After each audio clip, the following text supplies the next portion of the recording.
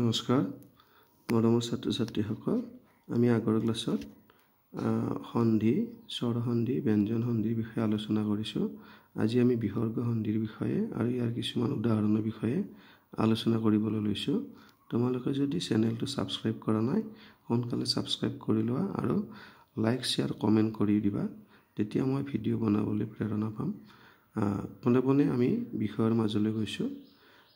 বিসৰ্গ সন্ধি নিহ যোগ আকাৰ নিৰাকাৰ, দুহ যোগ গতি দুৰ্গতি, দুহ যোগ ঘোৰ দুৰ্ঘোৰ, নিহ যোগ নয় নিৰ্ণয়, নিহ যোগ ছয় নিশ্চয়, শিৰহ যোগ ছেদ শিৰচ্ছেদ, নিহ যোগ তার নিস্তার, মনঃ যোগ তাপ মনস্তাপ, পুরঃ যোগ কার পুরস্কার, নমঃ যোগ কার নমস্কার, তিরহ যোগ কার তিরস্কার, ভাহ যোগ কর ভাস্কর, নিহ যোগ পাপ নিষ্পাপ, নিহ যোগ ফল নিষ্ফল, আবিহ যোগ কার আবিষ্কার, দুহ যোগ প্রাপ্য দুষ্প্রাপ্য, মনঃ যোগ যোগ মনোযোগ, অহঃ যোগ রাত্রি অহোরাত্রি, পুরঃ যোগ হিত পুরোহিত, ততঃ যোগ অধিক